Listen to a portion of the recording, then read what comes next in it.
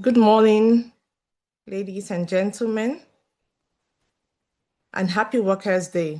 My name is Onyinye Ezubo, the head of programs at the Institute for Work and Family Integration. I want to welcome you all to this special webinar themed From Survival to Thriving, Redesigning Work for the Nigerian Employee. Today, we're going to move from beyond simply getting by to exploring how work can truly support well-being, productivity, and purpose. We're excited to have you join us in this important conversation, and we look forward to a session that sparks insight, action, and meaningful change. So let's get started.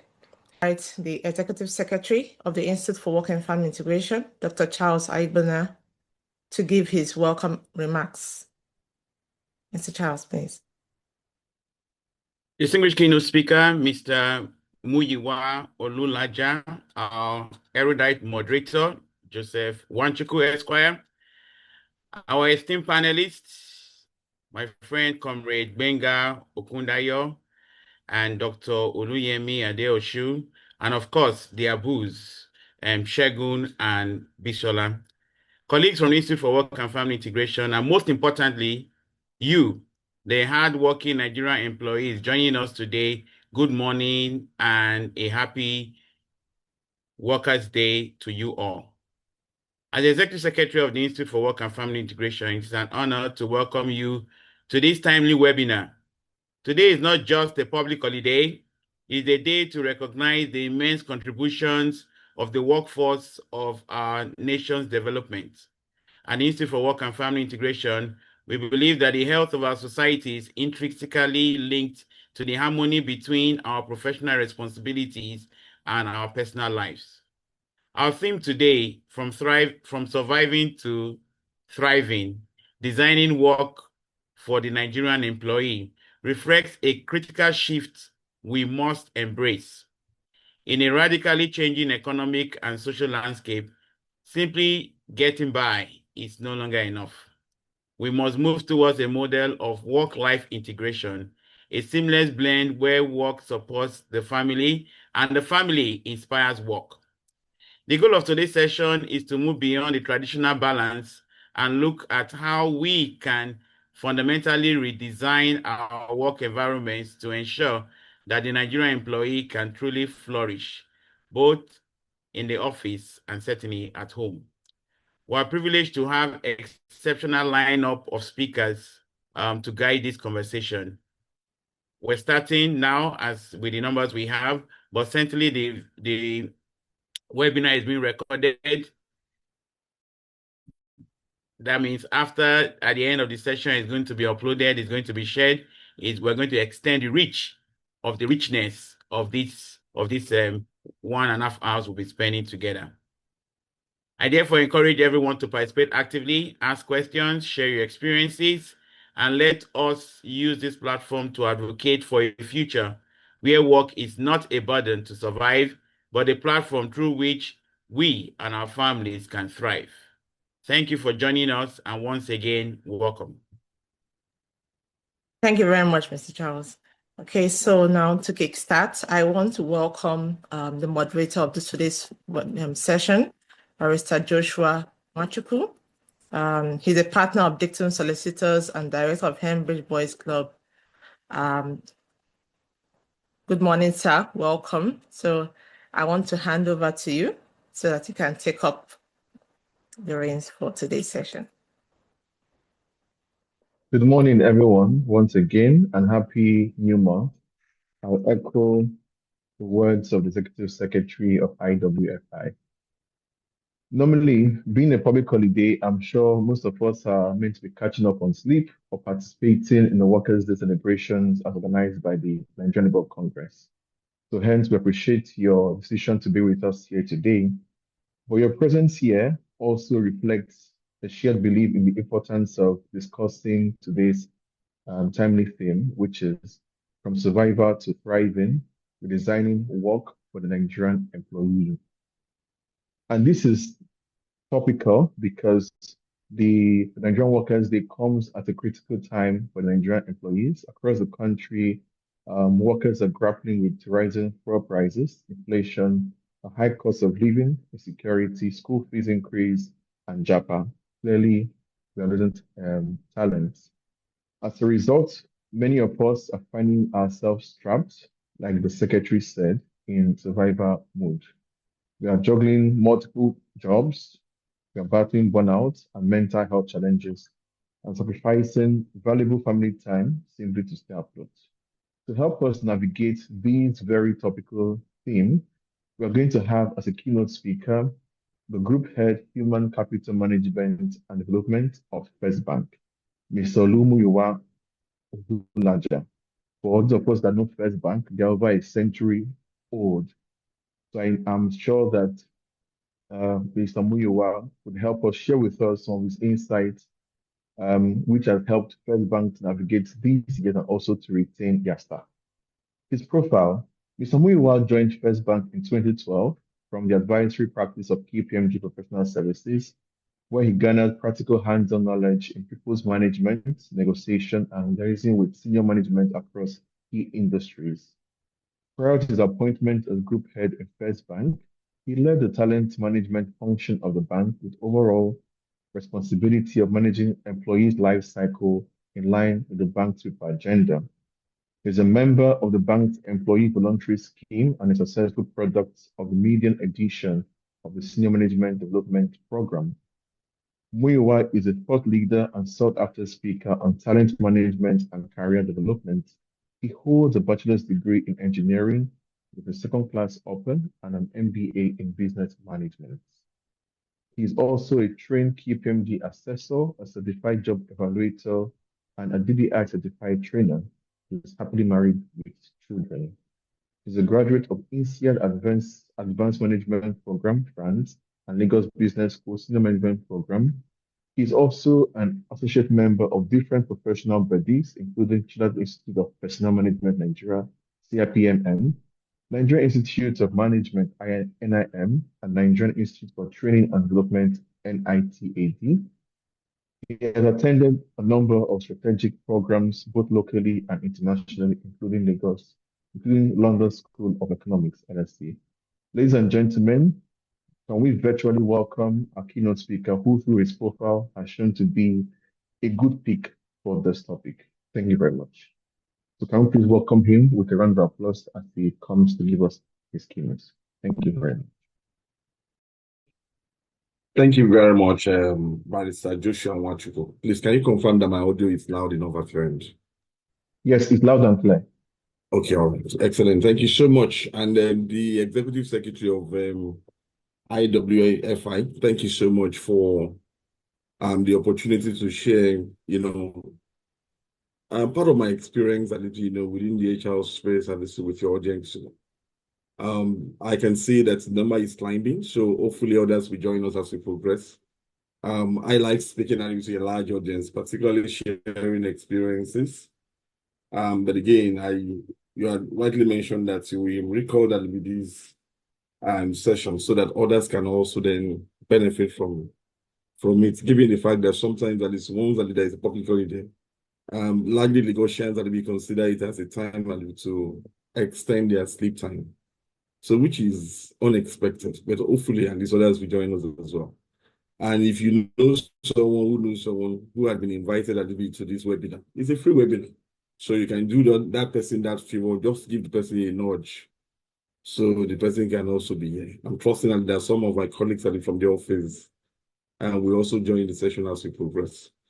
Let me appreciate the organizers of this webinar, for considering me worthy to be the keynote speaker for this event. And I also want to congratulate everyone and the entire Nigerians Happy Workers' Day. We celebrate this on a yearly basis, so it's almost like a ritual. But sometimes that we look forward to it, and again, our hope gets dashed, and we all know why. I will shake the table as I progress. It's my character. I'm not anti-government, neither am I pro. But again, I like to speak the truth all the time. So, and that's what I believe that is will set all of us free. So please permit me in case and if I'm saying anything and maybe that you are not comfortable with, is it true? Is it hard fact? And sometimes also, at least I'll also be learning from my own teaching too. So please, I just thought I'd just set that context before I get into my presentation. I know time is very limited. I've been asked to only speak for 20 minutes. I have 21 slides, so I will try so much just to compact a little bit to maybe about 10 slides, and touch on a little on what I consider very critical to this audience. So permit me to share my screen. So I'll do that in a minute so that we can all follow the slides. I don't have a written speech, so I'd rather share my screen. So just give me a couple of seconds.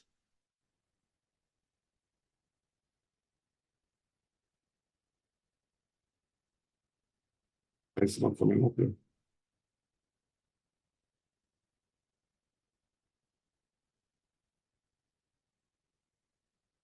To attempt that again.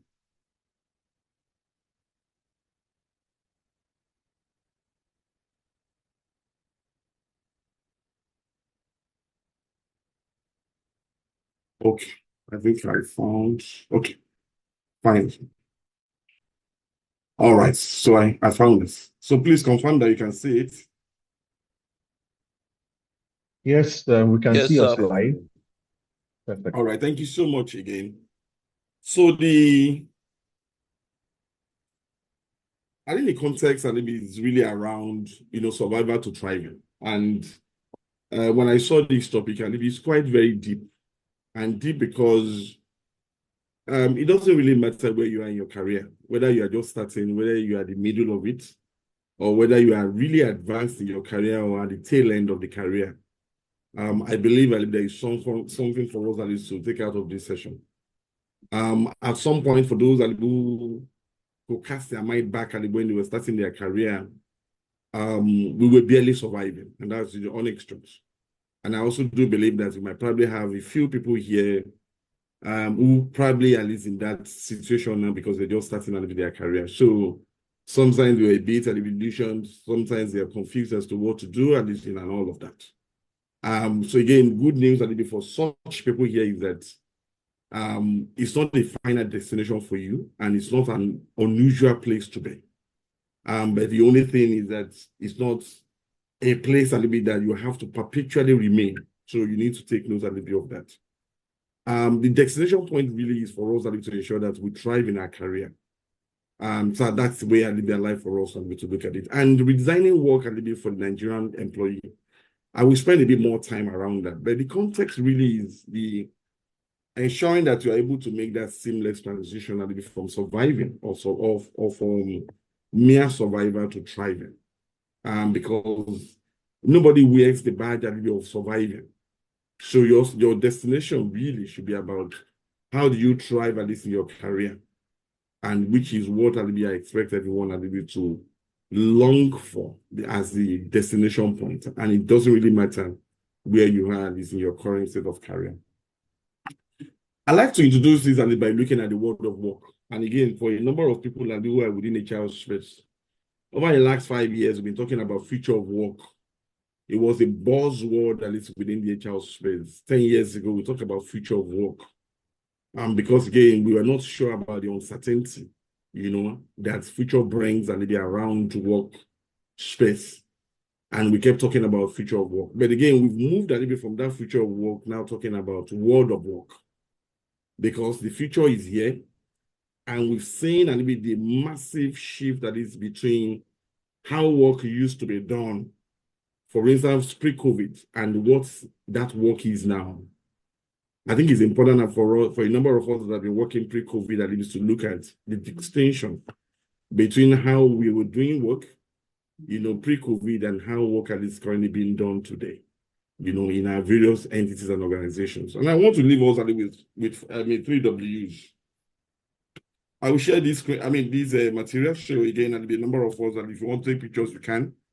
Otherwise, I will also oblige and be the, organizers that will also have this in case you want to have it at least for your repository. There are 3 W's. There is work, there is workforce, and there is workplace. Again, those 3 are are interconnected. So the workplace has changed, and workplace is where, from where what we used to know it as it was now, has significantly changed. So a number of us today, as we speak, at least we are in our study room, what we call study room. It's like a set-up place where we work, at least in our various houses. I'm in mine, and I'm sure that we are all at least in our various workroom now, set up properly as if you are in your office. So but back then, if you haven't been a little bit to a physical place, a brick and mortar, you don't assume that you are in a workplace, because you cannot contextualize working from home and being productive. So there is a mental shift, that happened from what your work used to be or workplace used to be to what we call workplace today. As a matter of fact, the workplace has become fluid to the extent that you do not need at least to even be in a brick and mortar place, even at home, before you can carry out that same task that we call work. So a number of us can get this work done on our phones. We can get this work done on our devices, on our laptop, on our desktop, and an iPad and the rest of them. As we are moving at this, we're working. So it's almost like work is now endless. So it has moved a little bit from what we see as 8 to 5 or 9 to 5 to almost endless, because you can now work at any time at the middle of the day as it pleases you. So that flexibility crept in. Okay, that's plays a little bit to workplace. The workforce itself, which is you and I, the worker, okay, have also significantly evolved. So you can see now that we have people a little bit that will prefer a little bit to be gig workers. Okay, so meaning that they don't want a little bit to be bound a little by any regulation or working at least in any structured entity. They've got the skills a little bit that they want to sell, and on that basis, a little bit they are out there a little bit selling their skills, and they want to spend more time a little bit with their family, with themselves, doing some other things a little bit of interest to them. And on that basis, they say, look, we don't want to get tied up with any structured organization. And yet, that is the workers that you have today. I will use a lot of examples a little bit, FX Bank, because that's where I currently work over the last 14 years. And I've had the opportunity of working in other places too before joining the FX Bank. As Barrister Nwachukwu read out at this in my profile. But again, we have seen significantly that the evolution between what we call, the workforce of the past. When I say past, now just recent past as 5 years to what we have today. So in my bank, for instance, I find people that is within technology space coming up to say, I don't want to get tied up a little bit with this work, even as full-time employees. I rather just want to be a flexi worker. So on that basis, kind of restructure my contract as such. So but back in the days, if you don't have a full-time employment at least in an organization, you will probably see yourself as floating because you believe that you'll be missing out on certain benefit, but not anymore. So people that will then tell you that please kindly convert my employer contract. So organizations a little bit that are also evolving, we then have different a little bit contract model, engagement model a little bit with their workforce. So because you cannot conscript people that is to one straight jacketed model of engagement. That speaks a little bit to the workforce. The work itself has changed. The work itself has changed because of the infusion of so many things. Automation, for instance, AI agent, for instance. We now see AI agents also representing workforce in an organization. Deployment of robotics, machine learning, so many things that have taken out a little bit significant part of work, therefore reducing a little bit the remaining part of the work a little bit for humans. So again, the argument is still ongoing, where people will say, will AI take over all our jobs? So my question is no. AI will take over some jobs, and we've seen a little bit AI destroy some jobs already. And we've also seen AI created a lot more jobs. If you cast your mind back to 5 or 10 years ago, for those who have been working for that long, some of the jobs we currently have today were never in existence maybe 5, 10 years ago. So the jobs that we have, at least in our various organizations today, that we have as distinct job titles, they never existed before. And you'll be wondering, where did this job come from? It's because of the evolution that we've seen also, at least in the workspace. So those are the 3 W's that I want you to ponder on. But let me move very quickly. Our people are resilient, no doubt about that. We know that it's not the best time to be an employee in Nigeria, isn't it?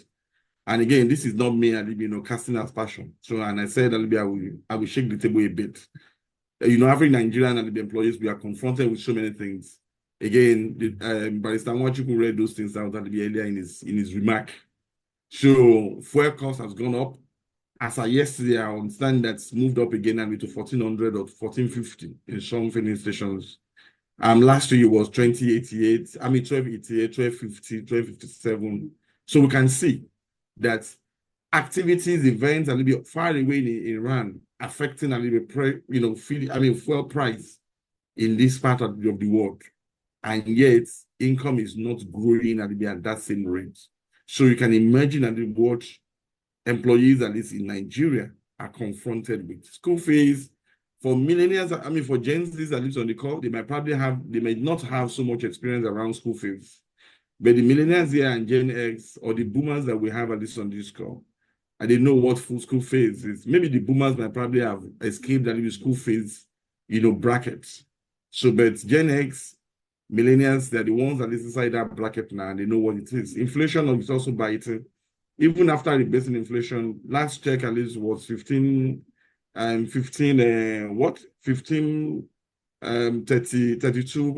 or so. And when you throw in a little bit the food basket and inflation and the rest of them, we know what it will come to. And we have seen a little bit talent flight. But again, we've also seen the reverse of that again as we progress. But let's move on. So survival really is not a strategy. So it's just a tactical measure. And I want us a little bit to reflect a little bit deeply on that. And so you find people a little bit who are barely surviving. And it's not bad a little bit to be barely surviving, particularly when you're just starting your career. I mentioned that in my earlier remarks that at various times we also barely survive. But again, it's not a destination point. I just want us a little bit to reflect on that. So it's a symptoms a little bit of system that have failed a little bit for workers. And we've seen that over and over and over time. And we've seen some of these issues here and there. So what should be the real focus? The real focus is now to transition from that barely surviving into a thriving mode where you find fulfillment, which ultimately impact productivity, ultimately impact profitability of organization. And you also see full balance or integration of your life as well as work. And I'll speak a bit more a little bit to that when I move on. But when you find people a little bit, who are barely in a surviving mode, you find them at least always in a crisis mode, temporary crisis. They are, just trying a little bit to, make ends meet. They don't find fulfillment in what they do. They do the job only because they get paycheck at the end of the month or whatever time that is their pay cycle. And they barely also cannot even allude to whatever it is that they are benefiting in terms of building capacity of skills from the kind of job they do. And I'm using so many words. I will try to tie them up as we are progressing now. I'm just trying to build a context here. So what is the mindset shift that I want us to have? And this is where the presentation starts proper. So again, we should be able to move a little bit from that balance to integration. And we can see the whole thinking, 9 to 5 or 8 to 5. I don't know who designed that 8 to 5 plan. I don't know who did. But again, we up a little bit to meet 8 to 5 or 9 to 5. And everybody will suit up and go to work, particularly the white collar. And again, the blue collar, they don't even have closing time. So sometimes you find them at their place of work at 7 o'clock, 8 o'clock. And sometimes they don't even come back at maybe 7, 8 o'clock, 9 o'clock later in the evening. There is no time for vacation. There's no time for family and the rest of them, particularly for the blue worker. And even the white collar. So again, they have to then do several other things by the side. You find that someone who runs I don't want to use law chamber, but again, maybe I will have different jobs, and yet they will still set up a barber shop and be somewhere by the side, or they will have a little bit transport business by the side. Even if they are not personally engaged in such, then you get someone a little bit to help them run some of those things, all because a little bit they want to make ends meet. But we can want to see a little bit the shift really. And here is the point a little bit that I want us at least to begin to focus.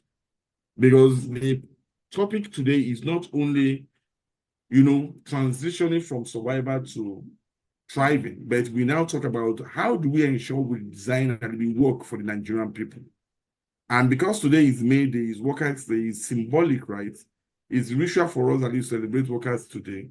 It's important for us that we're looking at those 3 Ws so that in our various organizations or individuals, let's begin to have that mental shift so that we know that this work can be redesigned because of certain tools that we have existing. And I want us to just follow me through these 4 areas. Number 1 is prioritizing and simplification.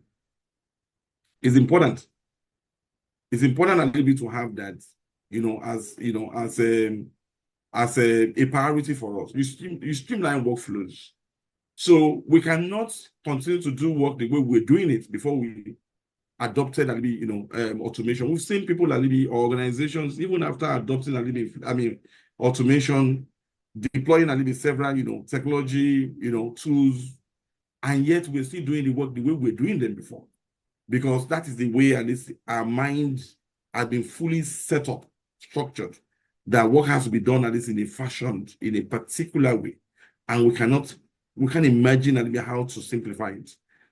My audience at least on this call, there is a place for simplification. There is a place that needs to remove redundancy. And the question you need to ask is, this job that you currently do today, do you have options that will be to reduce tasks or to eliminate tasks that are not value adding to that workflow? And don't forget, when we talk about work speaks to processes or activities that we embark on with an outcome in mind for which we get remunerated, right? Because if there is no remuneration that comes with it, it means that there is no work, right? So it's just a mere activities. So it means we are actually doing those set of work or set of activities that we call work because there's an outcome or there is a business problem that we're trying to solve. And after solving that problem, then someone is buying or someone is paying for the value that we've created. I just wanted to mention that just so that, we talk about work, but again, we never conceptualize what does work mean. So if you engage in any activity that is not giving you any return in terms of value, or you are not creating value from it, for which people are willing or individuals are willing to exchange for money, then that is not work. So you need to know that it's not work. So you should quit doing that. It's not work. Okay? So you must be able to prioritize and simplify. That is number 1. You must also empower and automate. Provide the right tools and training. Delegate effectively and leverage technology to automate and be repetitive and be or low value process. I mentioned that repeatedly. We've seen AI agents now coming to help us take on repetitive or mundane tasks. So can AI do everything? AI can do everything. But AI will create its value to some degree. But again, human intervention is still required because we also need to ensure that, that process will be fully consummated. And by creating that value, you see human intervention that be right at the function of it. The key word here is empowerment. I like the word empowerment because, again, you also need to ensure that you empower people to take decisions. And you also need to ensure that, look, people you match responsibility and accountability so that individuals are, held accountable for the outcome of the assignment given them. I know there is so much HR jargon that is within that space. But again, if you unpack it, oftentimes, in organizations, you realize that you give people tasks, and yet you didn't empower them sufficiently to do that task. So even the individuals that you have given that work to will now regress that is into the barest minimum because they know that they don't have the empowerment. There is no authority giving them to do the work or to take certain decisions within their workspace or work frame. And again, there should be guardrails. So don't get that point wrong. I'm not saying you should empower people without setting guardrails. Otherwise, that might predispose the organization to undue risk, which may be maybe disadvantageous to the organization. So you need to also look at that. Number 3 is flexibility and outcomes. I think that's flexibility and outcome is super important, which is the reason why we talk about, flexi location, flexi time, flexi places and all of that. Today, we are workers today, we're engaged, we are not in our offices, we're using our devices to connect and be with each other, and yet we are getting stuff done. So that flexibility, we must look at it. And again, we must shift largely to the outcomes. So it's not so much around the structure, not so much around 8 to 5 or 9 to 5 or whatever it is, not so much around coming into the office and clock 8 hours and go, but it's really around how the outcome, from the task that you've assigned that person. So if the outcome can be realized at least within, 5 hours instead of 8 hours, great work.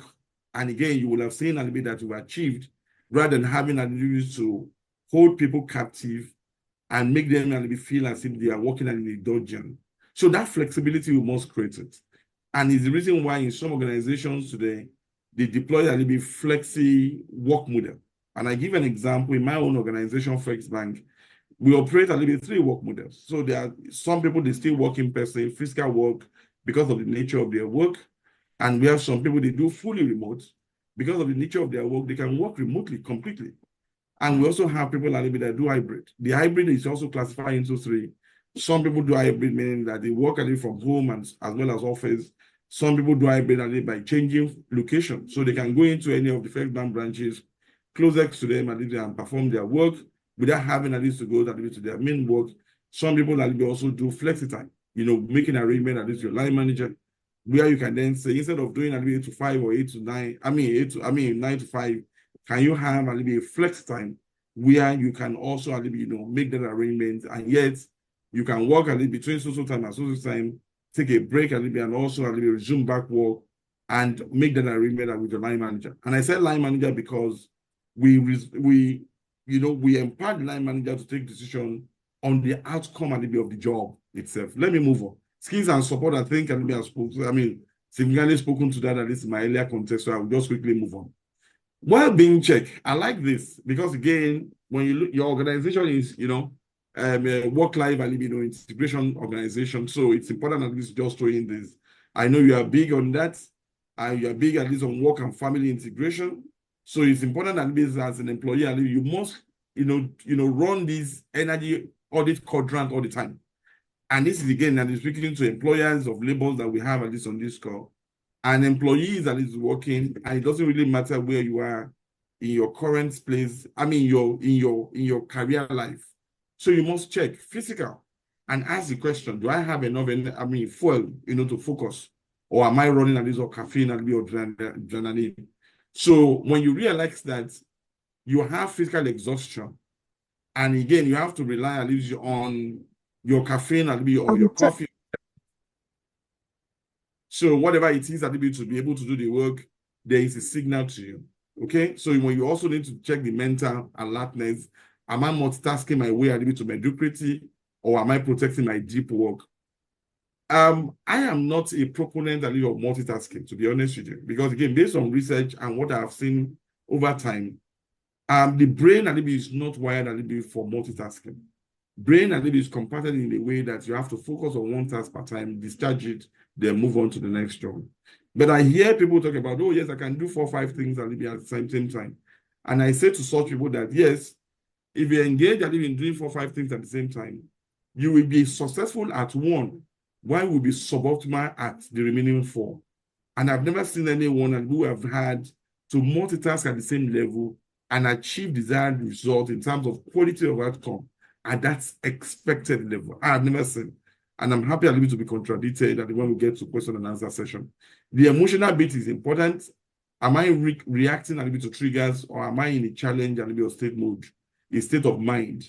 So we must ensure that that emotional relationship, emotional quotient is constantly checked. And the purpose, does this work matter to me, or am I just clearing a queue? Again, that speaks a little bit to moving from survivor to thriving.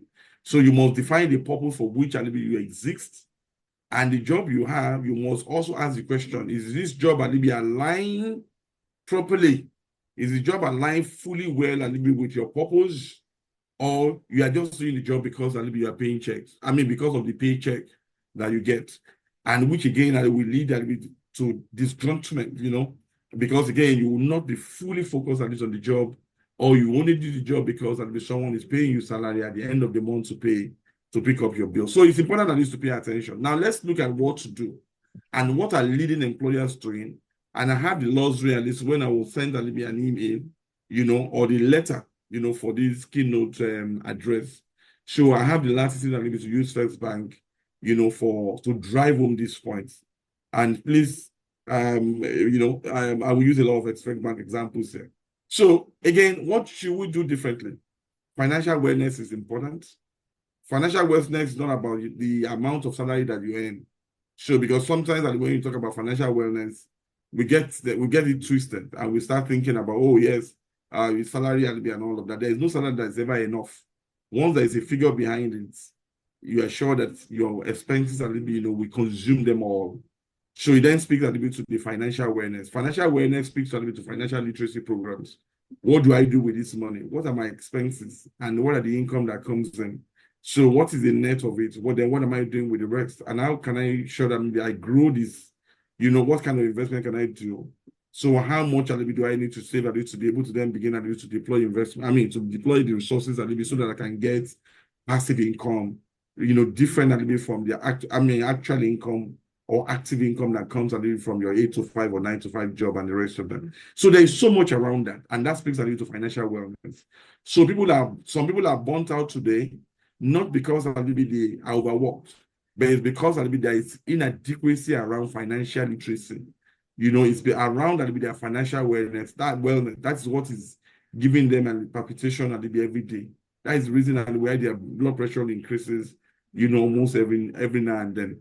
So mental and family support is extremely important. And I like the fact that this is coming from Institute of Work and Family Integration. So there is never a time where you will work and you come and enjoy life. The two has to be symbiotic. So you need to understand that, because again, your work is your life. You work every day to live at the same time. So you must find a way to ensure that you integrate the two. Everything around you, your work, your family, your interests, your passion, your religion, your faith, and all of that, you must put everything in a big basket and ensure that they all coexist in your life. So you cannot say, oh, let me work first. So when I get to my retirement and I begin to focus on family, the family will not wait for you. By the time you get into retirement, the family have gone. You've lost them already. You can't say, oh, let me work first and let me flog myself so hard so that I can get so much money. By the time I get into my retirement, then I can now begin to take care of my health. The health will have terribly deteriorated by the time you get to your retirement. That is even when you manage to get to your retirement. So let me work first. And so when I get to a certain age in your life, then you can then serve God and all that. That's only when you even have opportunity of working to retirement. So everything must coexist. And that is the reason why your life and every other thing that be around you, your interests, you must put them in the basket and ensure that you appropriate, sufficient time, to each and every activity that will be around you, so that you can all, they can all coexist.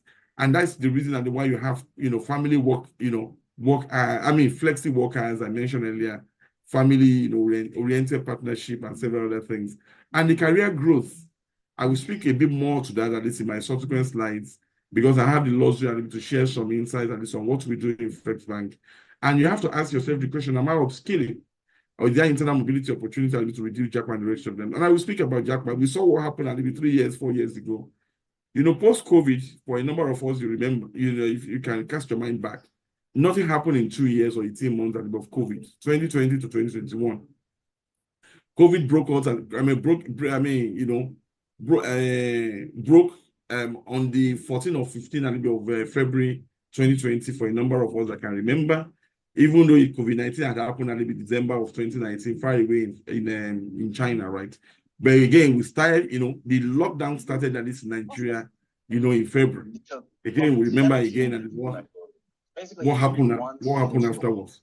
So again, just to set the context, you remember again, and that no movement at some point for so long, and thereafter there was massive globalization, where there is jackpot because of attrition that have significantly affected Nigerian, particularly where you see people migrating en masse to different countries because of shortage of skilled labor in those countries, and they needed to ensure that they have to fill up. So developing nations like Africa largely, where the, was it at that particular point in time. First Bank and we had on share fare as well. And attrition was ranging between 17-18%, what we never experienced at least in 2021 years, in the past. Attrition in First Bank are usually single digit between 4 to 5%, when it's not triggered. When you trigger it, maybe about 6 or 7%. But what did we see then? Attrition went straight into double digit, and it became a crisis situation for organization to be able to meet up. We saw imbalance at least in the workspace. The demand for labor, outweighed the supply end, and on that basis, there was so much jostle, for few supply or for few talent that we had in the market, and resulting at least in, price war between organizations, because you have to then place, price at least on people who were left at some point. Again, you also saw instances where people working with you and also engaged with several other organizations, even outside the shores of the country, and yet hence they couldn't provide complete, total commitment in terms of delivery, to single organization because of their involvement in providing services to multiple organizations across. So you just, again, remember what happened. But we've also seen gradual, jackwada, where people are now gradually coming back, because they've also seen the benefit for them to come back after staying away for a couple of years. There is full saturation in some countries now. You can see now that immigration policies have been tightened in some locations, UK, for instance. And again, you then realize that some people who had gone with their family, they are now pressured to come back because they don't have COS that will allow for them to stay longer on the job they do, or otherwise they have to then go and look for career job. And a number of us can relate what is currently going on in those parts of the world. So what are some of the initiatives I want to leave with us? And I won't bore you with so many of these. And this again, and speaking to the HR people and this on the call, as well as employers that we have here. Mentoring program exists, succession planning program exists. We can say work-life integration exists, employee engagement initiative, cross-posting and secondment, job shadowing, coaching and counseling, learning and development, and job rotation. So we put all of these and many more. This is not exhaustive, okay?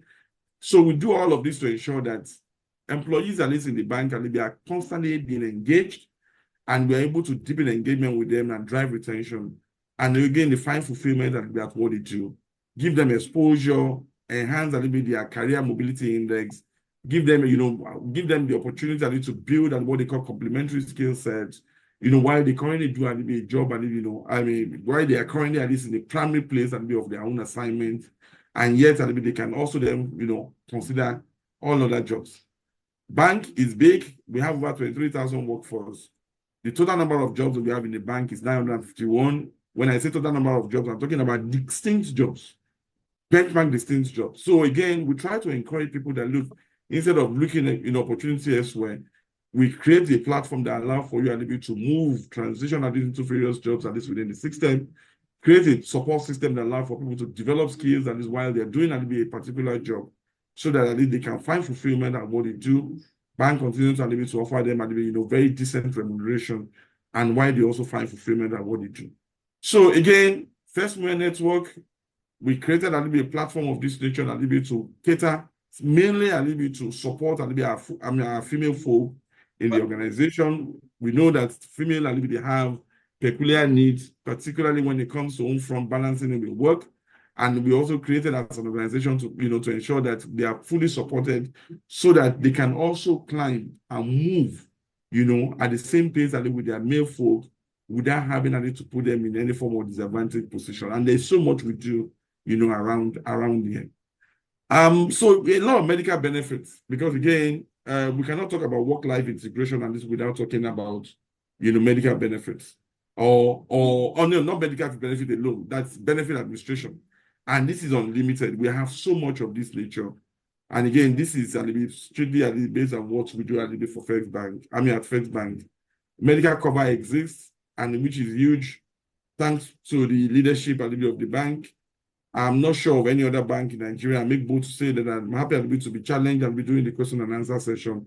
Any organization or any bank, don't let me say any organization, but any bank in Nigeria that have the kind of medical package that we have for employees. My medical budget is huge. I can't mention it here. It's really, really huge.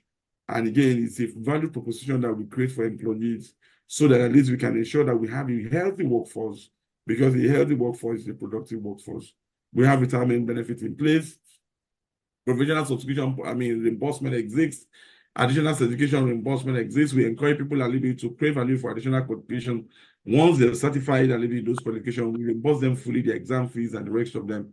We give people leave management benefit that exists. Relocation allowance exists, status card benefit, welfare, time. There's so many things that we offer. Organization. I want to speak a little bit to dual payroll options. And a number of organizations that haven't come to terms with the fact that you cannot have a single payroll structure for your employees.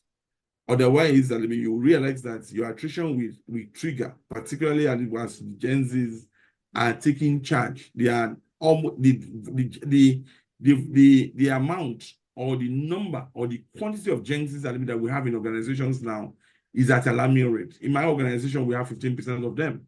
And when you had Gen Zs and millennials together, we have 77% of them. So we don't have boomers in the bank. We have only 23% of Gen Zs, Gen X at least in the bank. So if you put Gen X and Gen Zs as well as millennials together, that is 77%. So on that basis, a number of these people, they do not want your conventional pay structure where you have to pay them and be certain benefit on a quarterly basis so that they can meet up and be certain needs and the rest of them. But they want flexibility in their pay. So the pay is almost put in a shopping bag where you look at the pay elements, unpack them, and allow for people to shop from that shopping bag and say, what do I want? How will I want my pay to be structured? So you give that flexibility to employees to be able to choose how the organization should structure their package to align with their lifestyle needs. And that's exactly what we do in the Flex Bank today. So you find some people that they get their pay every month, bulk amount, divided by 12, take out tax. While you have some other people that will say, look, in January, because I have rent to pay, give me my rent and it's in bulk. On a quarterly basis, I have a quarterly commitment, either in terms of school fees or loan repayment and the rest of them. So give me certain benefit that will come on a quarterly basis. And so during my vacation, because again, I plan vacation with my family, I would like my vacation and allowance to be paid to me whenever I'm going. Meanwhile, there are other people who say, I do not need to plan for vacation. So give me that vacation allowance every month. And we divide it by 12 and give them a monthly basis as well. And we've seen remarkable difference, at least in the way we engage employees, and just by introducing what we call dual payroll option, which give that flexibility and structure their package to align a little bit with their lifestyle needs. And there's so many other things that we also offer there. Medical portfolio is huge. I mentioned that earlier. Yes, I'm running up. Okay, thank you. So I'm running up. So you can see so many things that we do around medical portfolio, and I can go on and on, around medical portfolio. There's so much, within that space, and I'm happy a little bit to give a whole lot. You can see aerobics a little bit that we run, and this happens at least on a bi-weekly basis across various locations, of Flex Bank, and that exists a little bit, for us. You can see, gym facility that exists at least in our complex. And this is Lagos. This is the Gomu gym, for instance. You can see swimming pool. You can see a lawn tennis court. You can see, what we do and how to ensure that we have this. I will wrap up a little bit with this slide. And I want to mention again, financial intelligence is important. I will read this one out. And for a number of people, I'd like you to just, make a picture of this one so that you can reflect on them at least, at your own time. Understand your money before it disappears. Budget and with purpose, save with discipline, invest with knowledge, even in small amounts. That's very extremely important. So it's not in all cases that you have to pay value for increase at least in salary. But what you have now, how well are you disciplined in managing it? Emotional resilience, burnout is not a badge of honor. Please kindly note that. So that I get stressed out working does not give me any advantage. So learn to protect your energy. Ensure that even when there is burnout, then you quickly go into recovery mode so that you can bounce back again and into more productive. Set boundaries and seek support and without shame. And adaptive networking, that is very important. And I'm not saying it's the most important, but it's super important. Oftentimes, a number of us, and we do not consider that as very important, particularly when you have 9 to 5 or 8 to 5 kind of job, and you feel that you are financially independent. Your network is your safety net. Please kindly note that. Build relationship intentionally within and beyond the organization to create opportunities, before you need what to do. I will skip this. And I will just go to the lifestyle, which is thriving is not a privilege. It's a design choice. So please, we need to pay attention to that. When we design work, around the whole human, not just the employee, we build and organizations that endure, economies that grow, and families that flourish. That is the destination point, okay? It's not about survival, it's about thriving. And you must ensure that we are deliberate and intentional, craving a little bit to attain a little bit that destination point. Thank you so much for choosing me a little bit to give this keynote address, for this, momentous event and a bit of Workers' Day celebration, organized by IWFI. Once again, thank you so much. I appreciate it. Happy to take questions. And I'm sorry a little for overrunning time. Sometimes I won't get excited a little when you're speaking some of these things. So I will pause here to take questions if there is still opportunity to do that. Thank you. Yes, thank you very much, Mr. Muyiwa. You did exceptionally very well. So I'm very grateful. The only issue we have now is with the benefit you shared on Facebook, I'm just more of us will send our CVs. So please, so be ready to that we can partake from these policies that indeed very family friendly. So because of time, we'll take 3 questions. If you don't mind, you can send it to chat boss, and I will be able to read out to him and he can answer. What we prepare for the next session. But then before we get those questions in the chat box, because I'm checking for the questions, I have a question myself as the moderator. My first question is, luckily for us, you're speaking from the banking sector. And my friends who knew I was going to be here had told me that kindly asking this question.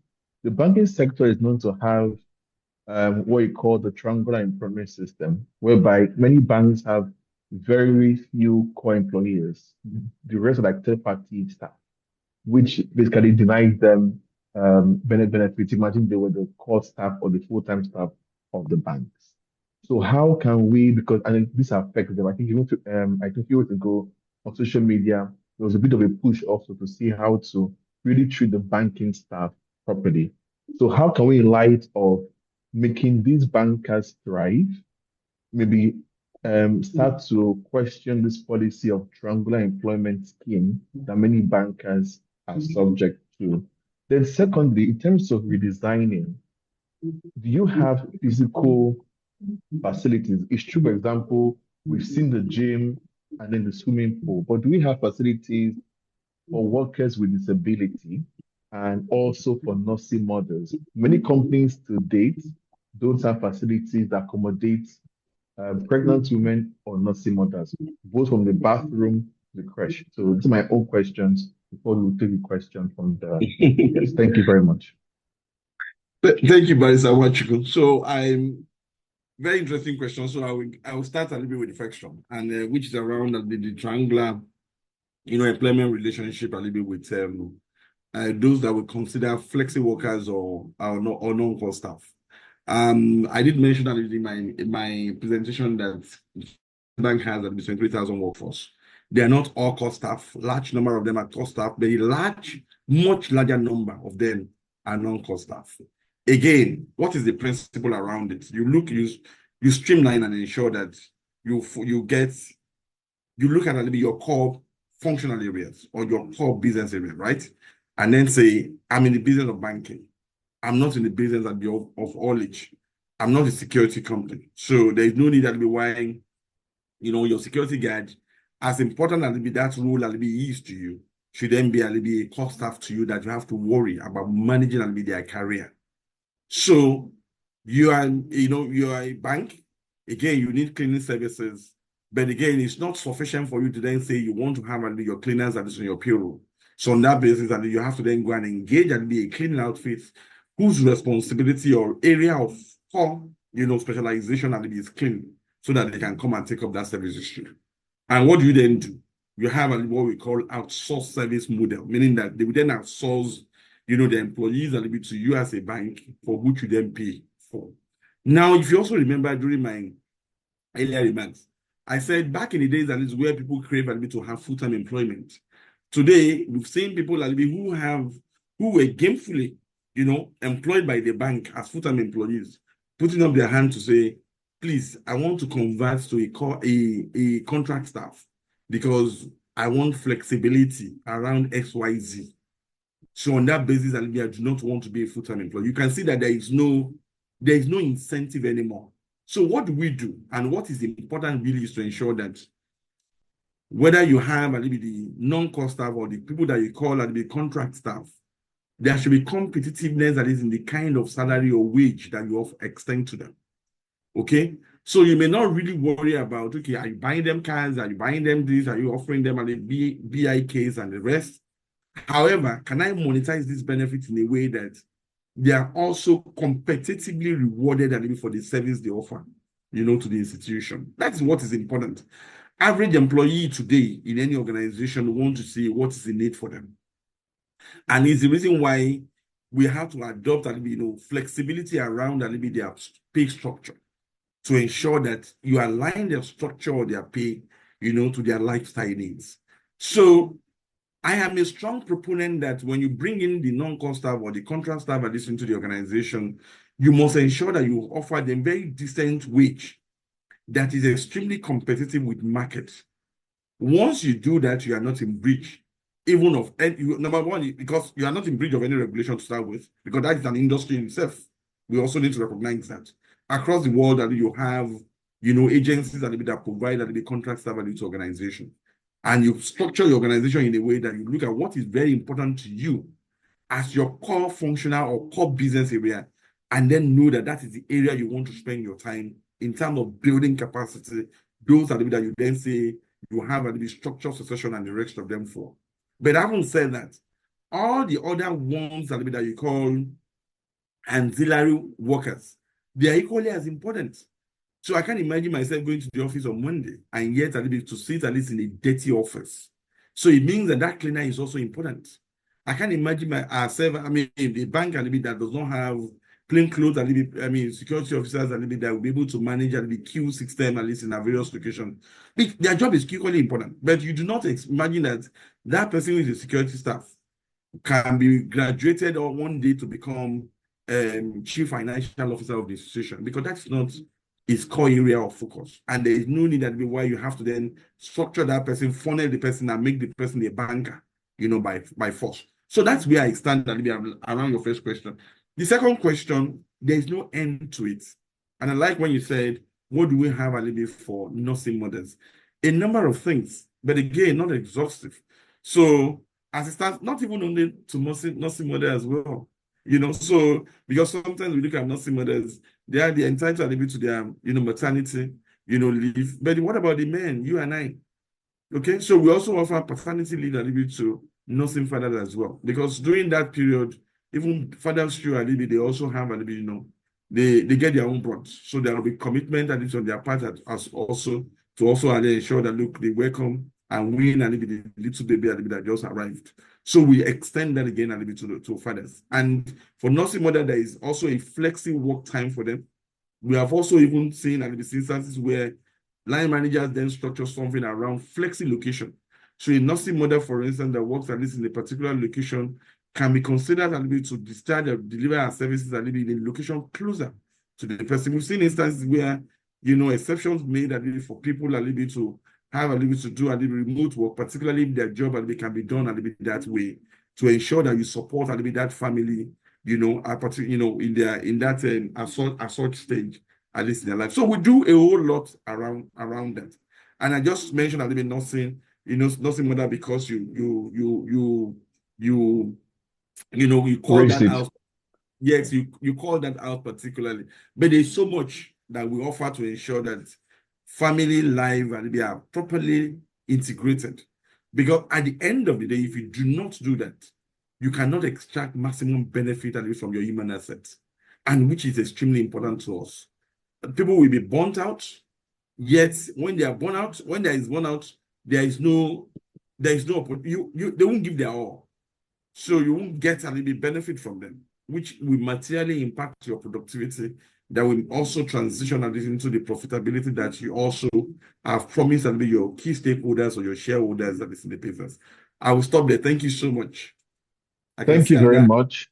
Yeah, thank you very much. So for the questions, can you kindly send them to the chat box? I'm going to take you during the panel session. So we want to Okay. move straight to the panel session, and Muiwa is going to be in the panel, so we can also put those questions to him also. So I will just Thank you. quickly, once again, thank you very much for the presentation. There were many key things you mentioned, which people have taken note of.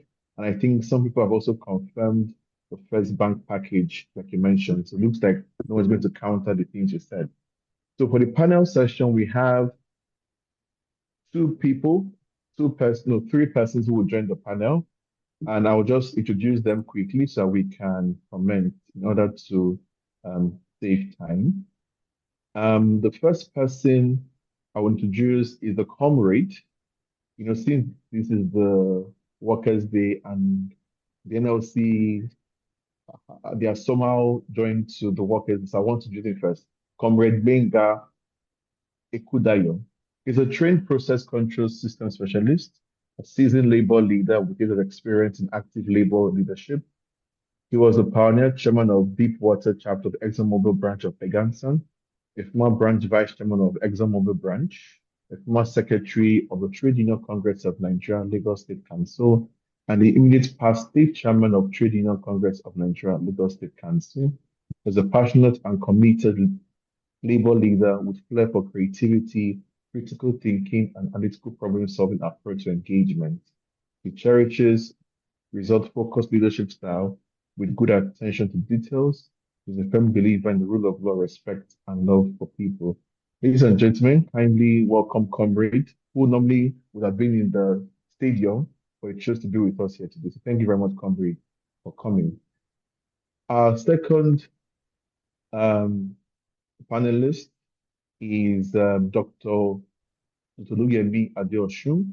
He is a senior human capital and organizational leader with over 24 years of multidisciplinary experience spanning oil and gas, power, telecommunications, fintech, media, ICT, academia, consulting.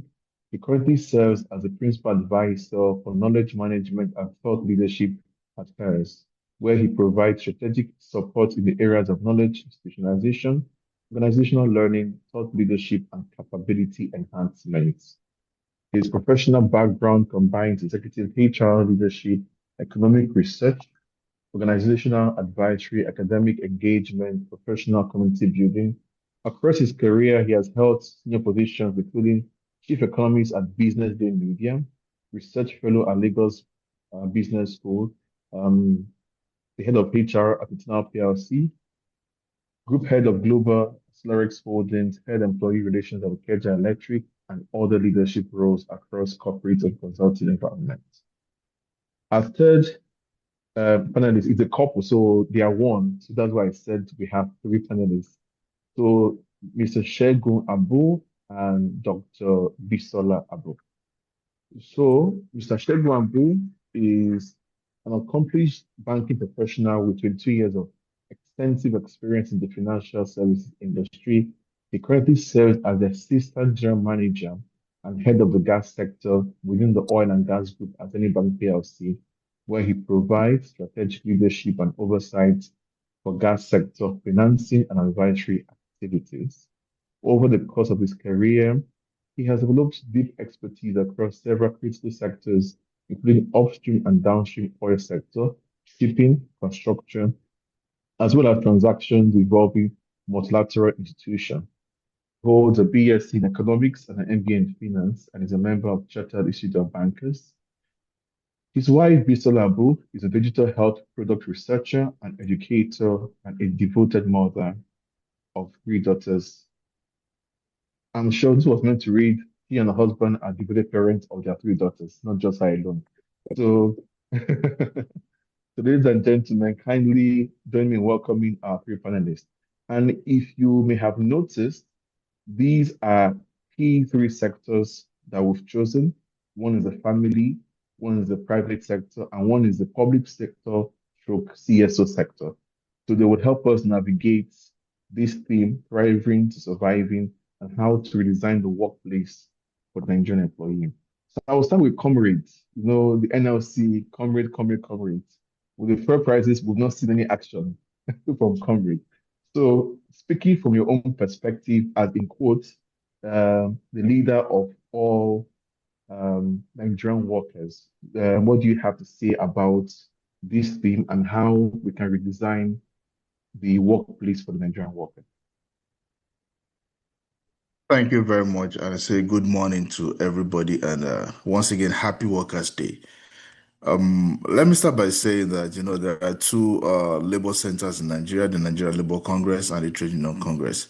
I'm actually of the Trade Union Congress extract, where majority of the unions, sorry, all the unions there are senior staff associations. I am particularly from Pengassan. And speaking to the usual, I'd like to start by bringing our minds back to the body of work that have been done over the years by the ILO, the International Labour Organization, with respect to decent work.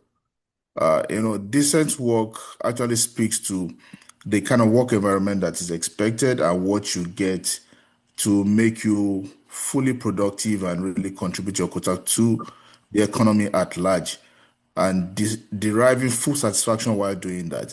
And there are four major pillars that are considered in that, which are we talk about the employment creation, the social protection, social dialogue, and the rights at work. And majorly, what we usually focus on is the social dialogue and the rights at work, which helps us to come together and ensure that workers are able to derive the best from what they do, what they engage in. And the best does not necessarily have to be in terms of financial returns all the time. Of course, for the financial returns, the remuneration is very important, but you also need to be able to satisfy yourself that you did what you're supposed to do and also ensure that you are safe while doing it. You can go back home safely and be able to make use of what you earn to the benefit of your family while also, developing and growing yourself better. And over the years, there are five main categories. I think that the different conventions have been broken down into, and that's where we're talking about the freedom of association. I think that should be the Convention 87.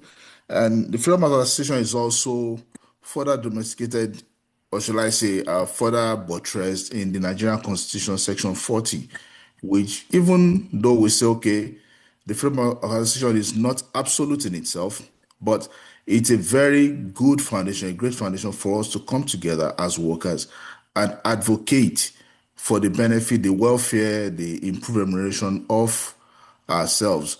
Then you also have the abolition of child labor, elimination of discrimination at work, elimination of forced labor, and also occupational health and safety as I can say the five main pillars of what the ILO has focused on over the years.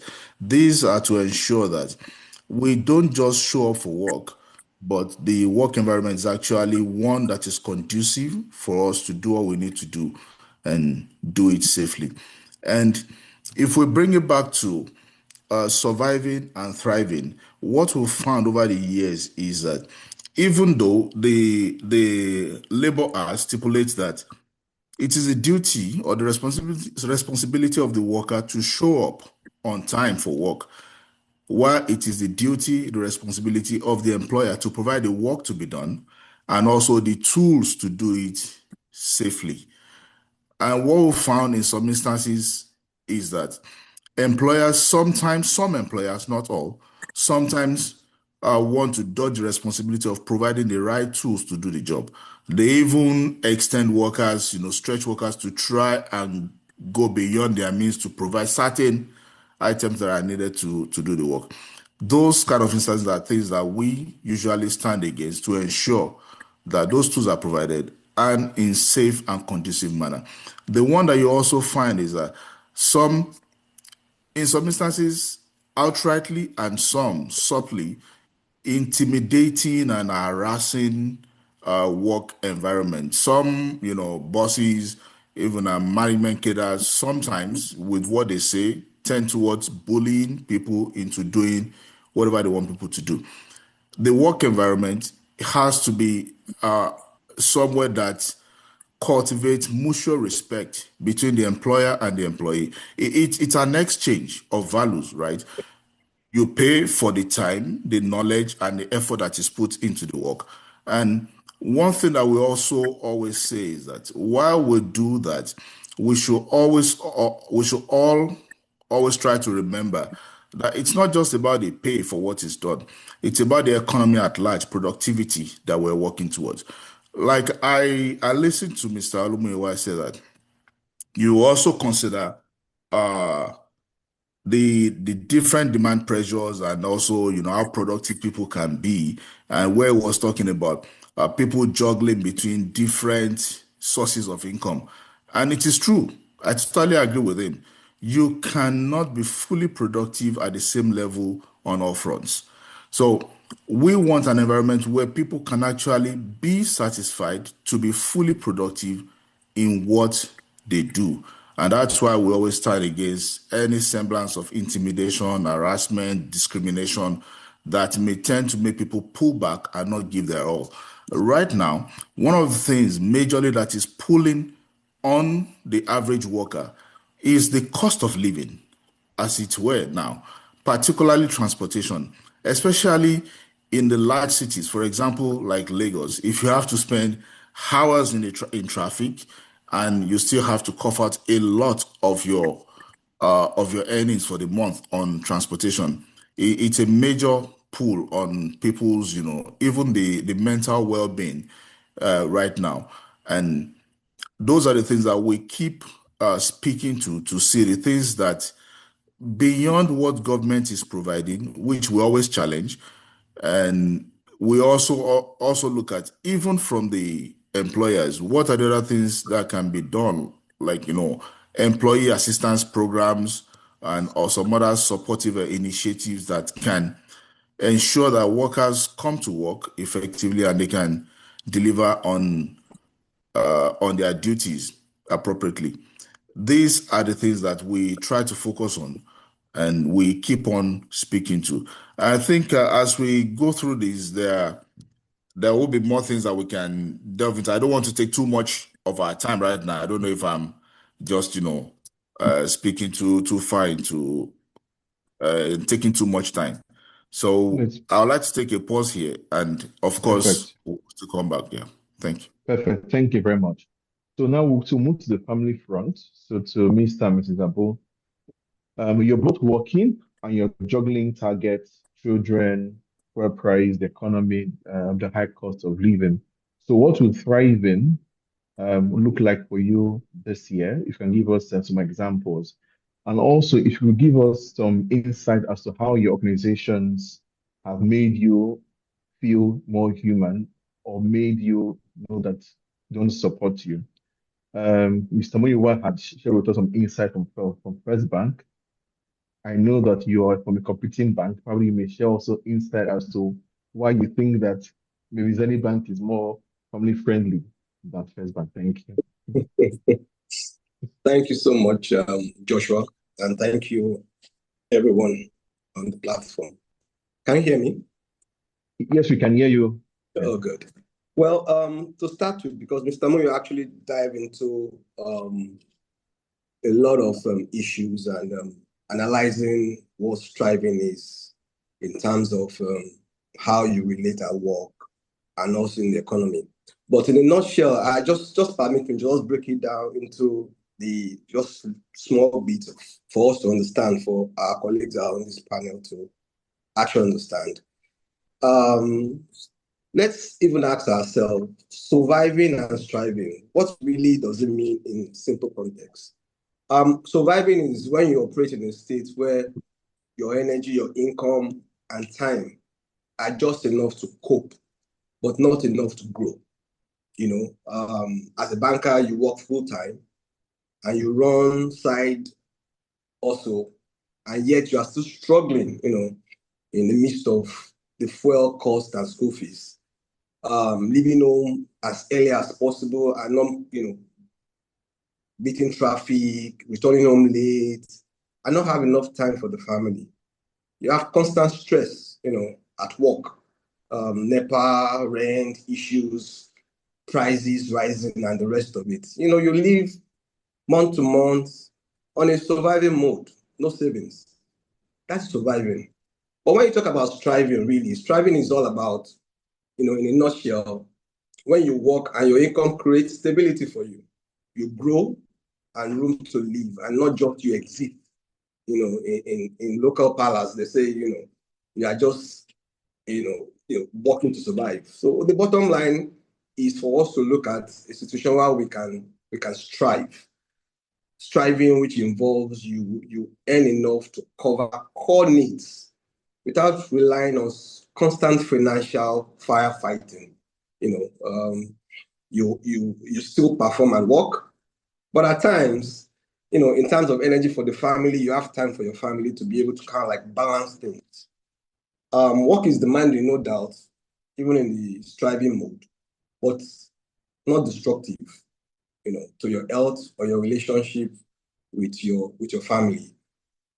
Striving involves you are learning new skills and positioning yourself for the future and taking opportunities, not stuck, in one circle that is called, you are not just earning, but you are progressing and you are living with balance. So that is striving. So when we take it from that nutshell and we relate it to how we as family, live our lives, you look at it from the concept of work. At work, we ask ourselves, how do we survive? How do we carry ourselves in this tight situation that we call Nigeria as an economy? What do we do as family? We have to look at it from the standpoint of work. How do we do our work? And what does our organization provide for us that will make us to strive?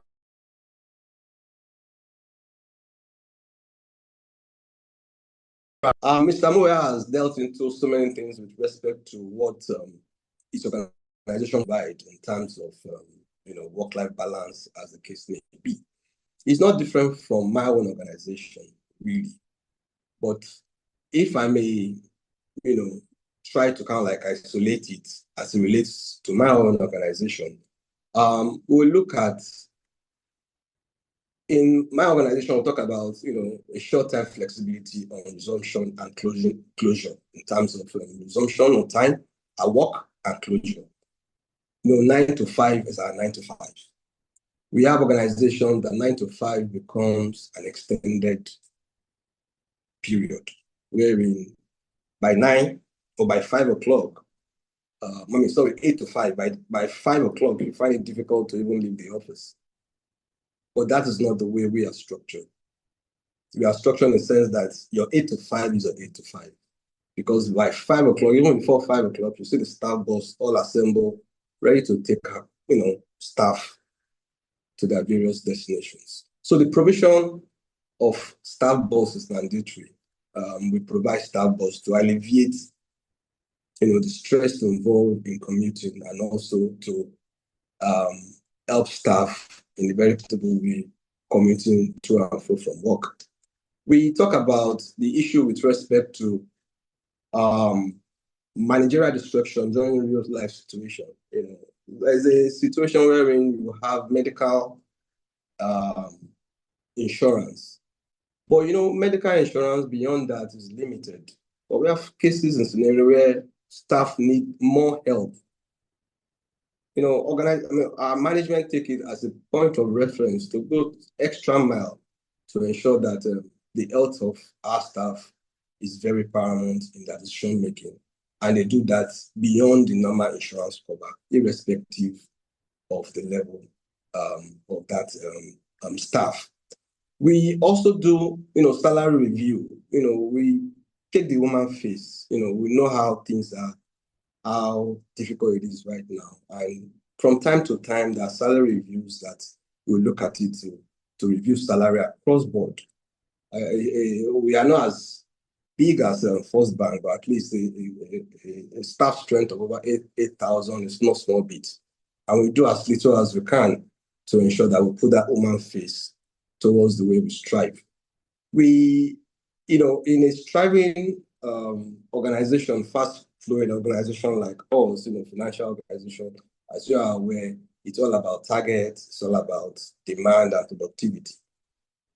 And productivity, as the case may be, is not just by sheer, how would I call it, just by words, but by compensation also. Compensation in terms of we pay allowances and bonus commensurate. And I can boldly say that in the mid and senior management position, Zenith Bank is one of the banks that pays the highest in terms of salary payment to their staff. Then when we look at it from the standpoint of we have a clear structure and stability in compensation because we get our staff involved in the things that we do as a whole. Take, for example, investment in our bank shares is also something that we encourage staff. Bonuses are given as per shares of the bank, which assists in having financial independence. A situation wherein, banking is a profession where you find it difficult, it's a jealous profession, as they call it, in the sense that you can't decide to say, oh, I'm in a bank right now and I'm doing a side hustle. The side hustle is good, but when you are kind of like involved, how do you get fully involved in that business? I remember a situation wherein, I once envisaged like, okay, fine, we can decide to even have a side business. Okay, we go into college, get something together to kind of like augment things in a difficult moment. But you find out that when you are not there, banking, you have to be involved in day-to-day running. But the side business becomes difficult because when you put people there, they just swindle you. So what I always do as a family is for us we have a situation where we go into investment.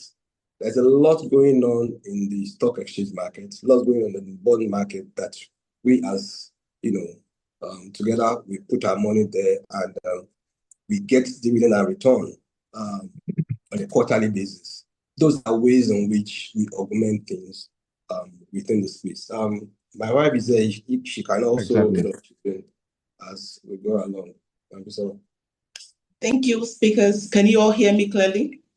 Yes, we can, yes. Yes, so thank God and thankful for a platform like this. I think it's a reminder that we are all human beings. And I'm going to start from a research point of view. And, multiple studies shows that chronic work overload, or sometimes we call it work-centric lives, predicts poorer overall, well-being and psychological stress. So it's good to remind ourselves that life is not all about work alone. Work is just one part of a full and meaningful human existence. So yes, work is good. It gives us structure. It gives us income. It gives us a sense of contribution to ourselves and to the society. But, it cannot by itself meet all the emotional, social, spiritual, physical needs that, that make lives whole. Your relationship gives, family, friends, community, provides all the emotional support that we need. So we cannot neglect such. So what is thriving at work in 2026? Depending on your job, it could mean meeting your deadlines. It could mean preparing well for meetings. It could mean following through on tasks. It could mean having someone to rely on. For example, as a mother, after a stressful morning, getting the children ready for school, you still show up organized, respond professionally at work, and deliver your report or presentation, like this. This morning, I can't tell you the number of things I've been able to achieve this morning before coming to a platform like this, even though it's Workers' Day, but we still have other obligations that must be kept. So at home, it means being present with your family, instead of bringing all the issues at work, tension at work into the house. How are you able to after a hard day in traffic and, having a moment to settle yourself before speaking to your children, for example. So you do not snap and, and for every little noise, every little unfinished homework, you're, right there. So on a personal scale, because I know time has been well spent, on a personal scale, I would say that thriving well means being able to equip our minds and our spirit every day, because the truth is, everyone has talked about different aspects. So it means that work has to be holistic. You have the emotional side, you have the physical side, you have the discipline aspect of it, you have the resilience part of it, because with the situation in Nigeria, all of these things cannot come from willpower alone. It has to be from some kind of stronger force that is stronger than ourselves. So that being said, my husband did not talk about an example of a benefit that makes you feel valid. I would talk about that a little bit. Aside from the usual health insurance, clubs, and all the good stuff that the Mr. Mu has mentioned, on a personal note, I would say the most crucial benefit my employer has given me is flexibility. Not just because I'm a woman, but when I say flexibility, I don't mean in terms of, have a doctor's appointment or my child has a school event. No, not in that, because those seem to be like the most important things to you. But as a worker, there are lots of other important things. For me, it's being able to say, oh, I wouldn't be available in the next 3-4 hours. I need to pick up my parents at the airport. Oh, I have a weekday funeral. Just like today, I have a funeral. If it wasn't on a public holiday, I should be able to say things like that without having to lie that I have a medical appointment. It feels very embarrassing when, you tell your employer, oh, I'm sick, and then somebody finds you at a funeral. Why do you have to lie for such things? So for me, it comes in respect for personal time, not expecting to be permanently available after work hours. Not having a culture where constant availability is treated as, the standard of commitment. And I'm sorry to say, that is common among bankers. A lot of, it's good that we have all the good stuff to hear here, but a lot of, that's not the reality for a lot of Nigerian workers, to be honest.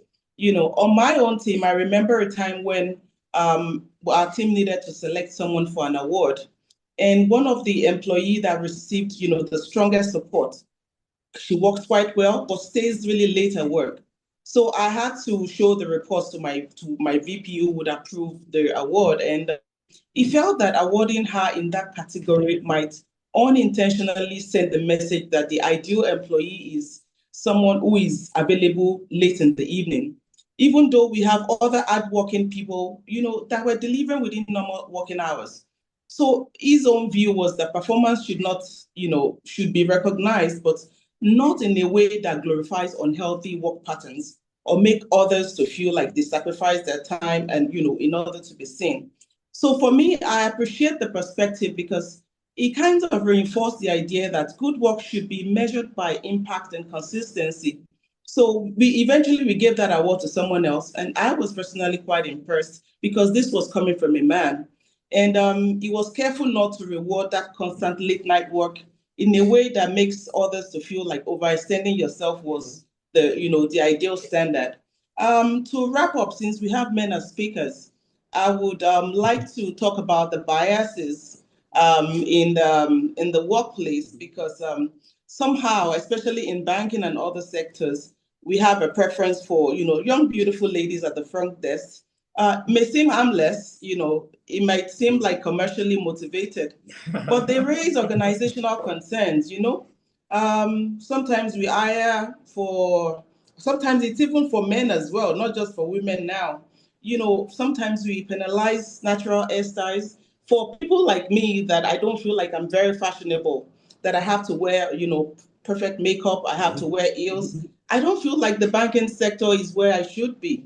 So I would like for the men in the house and those that are in charge of different areas to look at this. Your brand can be represented by professionalism and not by, appearances. I would like for us to think in that light, and I would leave this to the next speaker so we don't take much time. Just to clarify, my own organization don't emphasize on female, how will I call it?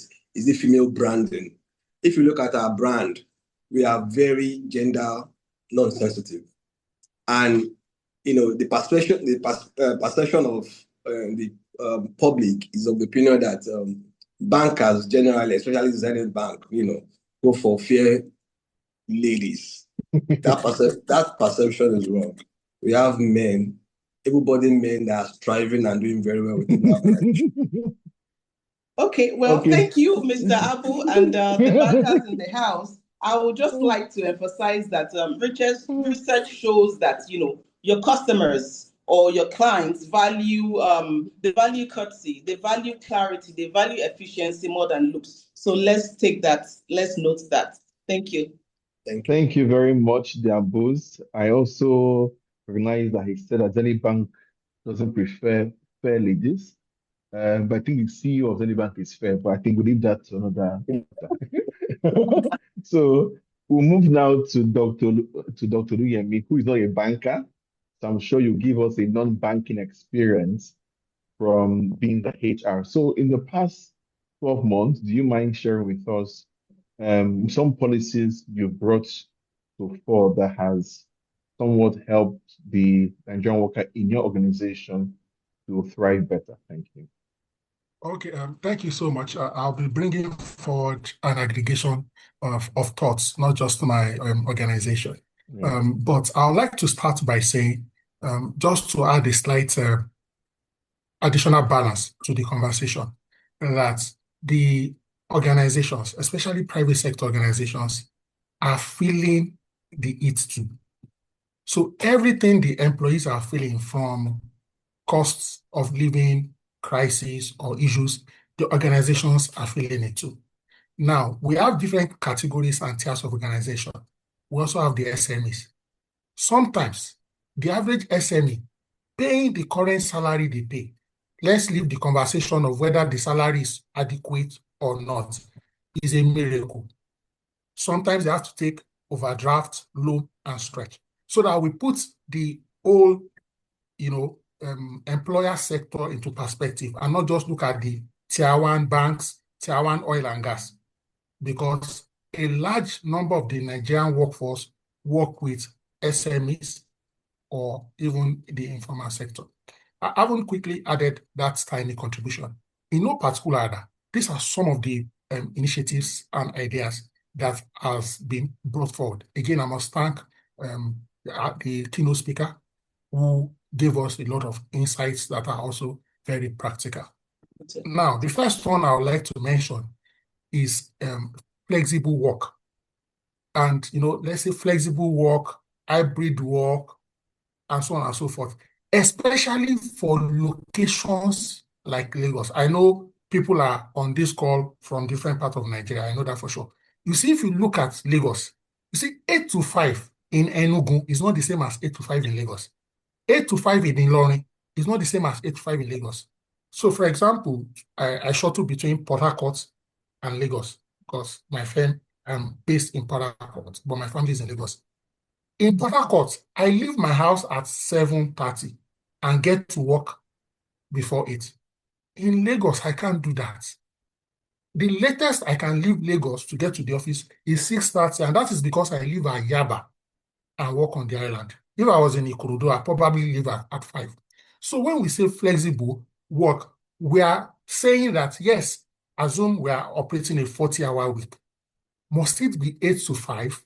Can it be 7 to 4? Can it be 9 to 6, 10 to 7? Now, we don't mean that this option should be available to all roles. It may be role by role, function by function basis. So, for example, if I'm a front desk and our work is 8 to 5, I cannot say I want to do 7 to 4, because after 4, customers or clients will still working. What will happen? So we are saying it's just like borrowing from the First Bank flexibility with respect to the pay. Where the role permits, can we also have flexibility? Also, thinking from a team perspective, you have 2-3 people in a team. Must everybody in the team resume at the same time and close at the same time. So workplace flexibility, where possible, hybrid. Thank God that during COVID, we didn't have a choice. So we all went remote. And to a large extent, many organizations saw that you could manage productivity and performance. But somehow in the last 1-2 years, of course, especially credit to people, global leaders like Elon Musk, who have glamorized everybody must come back to work, everybody must come back to work. Work, as already highlighted in today's conversation, is not a location. Work is an output, is productivity. And we should look at it again increasingly for roles that are amenable to hybrid work. Compressed options is important. Then meeting disciplines. Okay, this is very important. Some organizations today still do only physical meeting. I don't understand. This is 2026. Can you make all your meetings hybrid so that people can join online and people can be there physically, whatever works? Then meetings should also not be endless. There should be structure, agenda. A 30 minutes meeting should be a 30 minutes meeting. 1 hour should be 1 hour. Sometimes not everybody needs to be on the meeting. When I say everybody, I mean from the beginning to the end. If you have 1 or 2 sections to handle, let the person join before that section and exit after that session so that we can better manage time and productivity.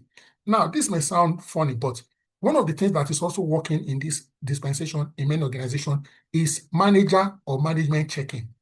Do you know that when you just call your colleague, your subordinate, either in person or on the phone, just to check on them, it makes a lot of difference. Today, many people, many leaders only call to follow up on project, task, and deliverables. If you call your colleague 10 times, can one of the 10 be a social call? How are you? Just checking on you. That alone will bring some comfort and some succor. It will show that you care. Employees want your money, but they also want that you care. I know people say this, oh, when you get to the office, drop your problem at the gate, then do the work. When you are going home, life doesn't work that way. It's integrated. A person that is not happy at home cannot be fully productive at work and vice versa. So programs today like Employee Assistance Program, EAP, mental health, they matter a lot. And sensitization, thank God for HMO. But sometimes you use HMO because you are sick.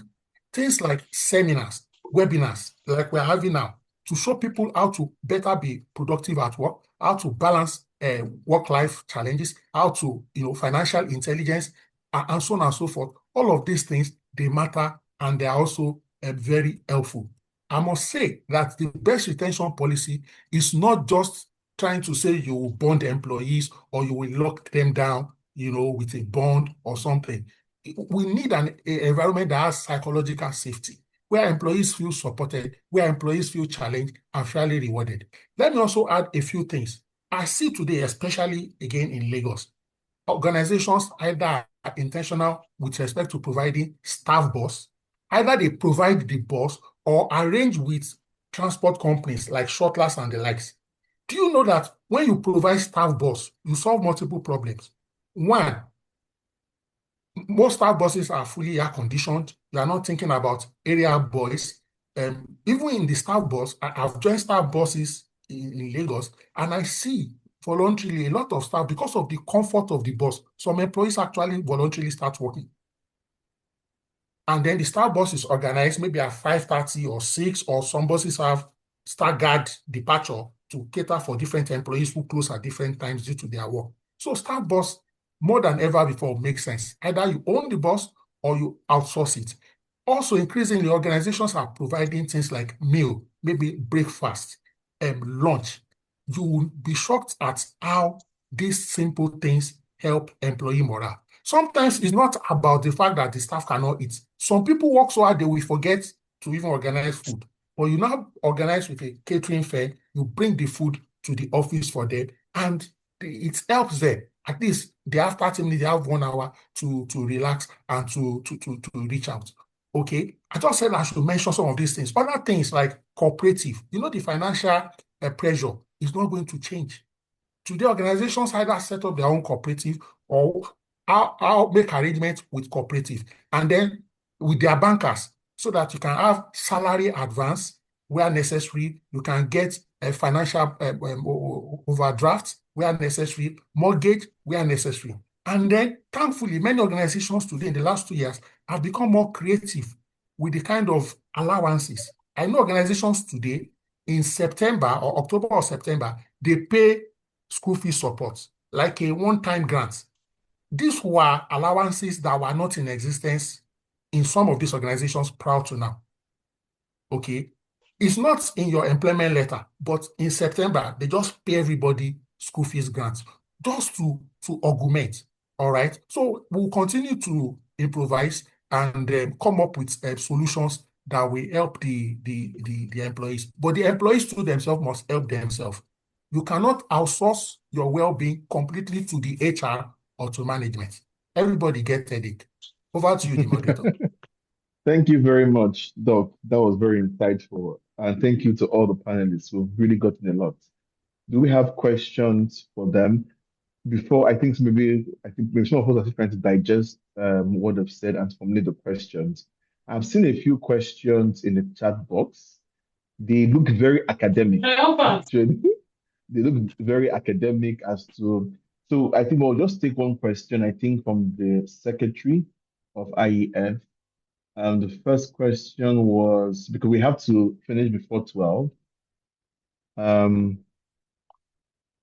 Okay, this is from Charles Aibona. I think this question is to the keynote speaker.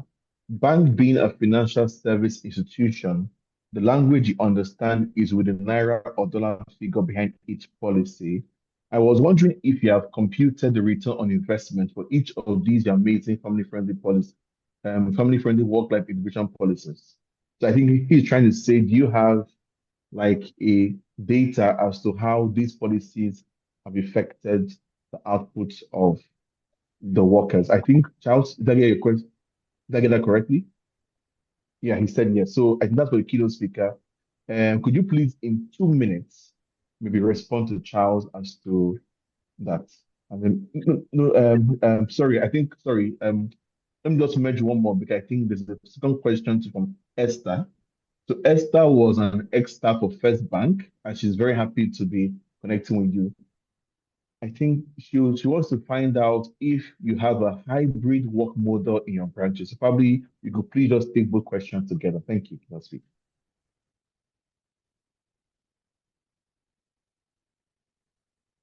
Thank you so much, Barrister Nwachukwu, and thanks to those two, the Executive Secretary of IWFI as well as Exeter. Thank you so much. And again, I've benefited from the other panelists that the insight is shared. So I will start with the Exeter question.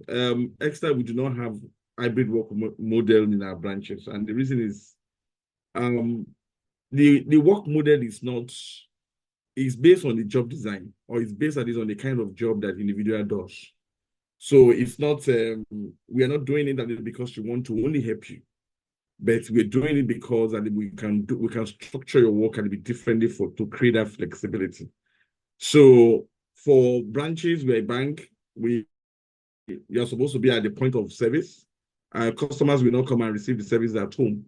So if you're a front desk teller, for instance, and whose responsibility is to, offer cash services to customers, or attend to customers' need that be, physical. You can have a hybrid work model that allow for you to do that is, at your own convenience, because the customers that will be required to be, we come to your branch, right? And for that reason, that you have to do that.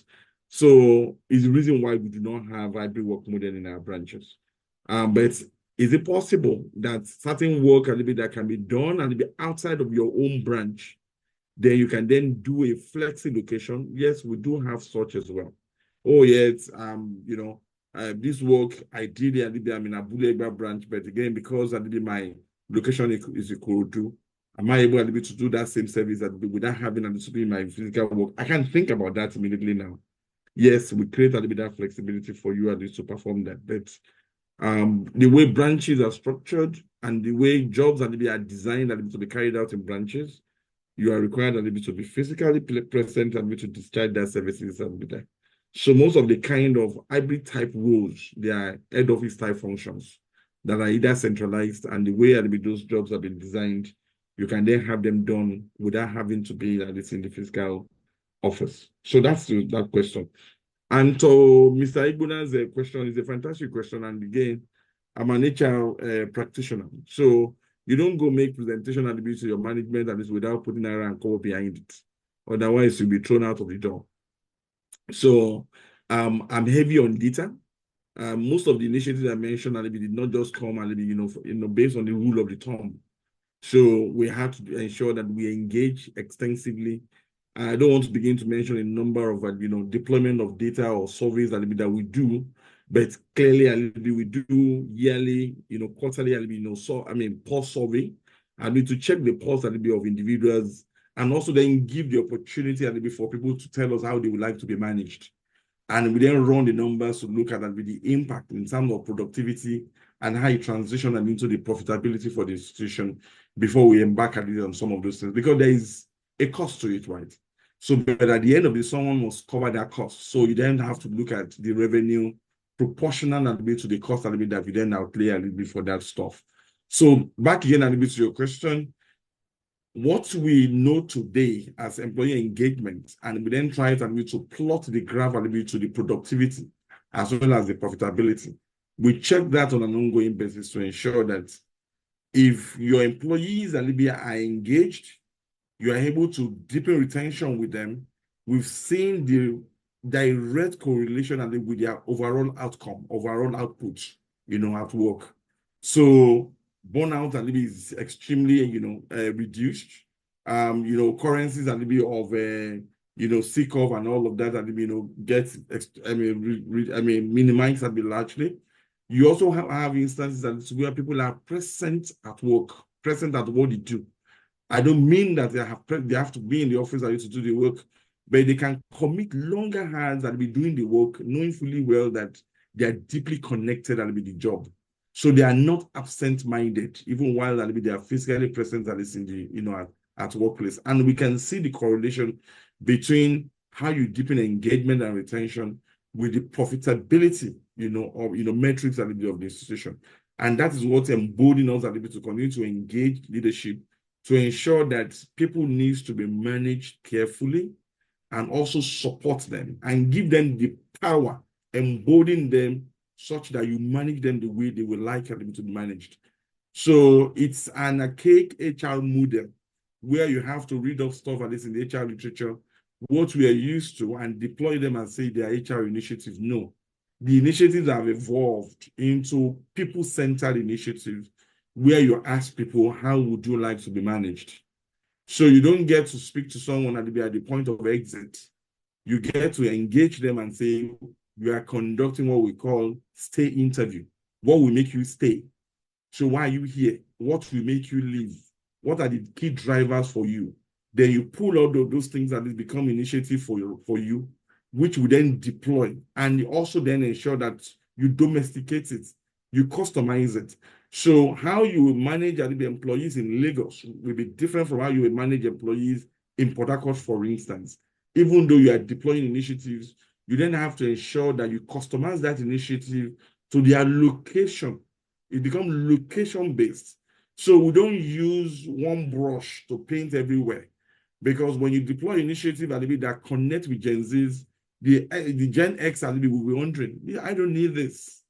I mentioned and I can speak to several other things. Let me stop there. But again, we look at the Naira impact and also see, how it connects directly with productivity index of the institution before we deploy some of those initiatives. Thank you so much. Thank you very much. Thank you very much. I'm sure that if we give you more time, you will say more things, but we'll have to leave before 12. So before we leave, in 1 minute, can each panelist give a word of encouragement both to the employee and the employer as to how to prepare for the coming months? So we'll start with Malcolm Ray, please.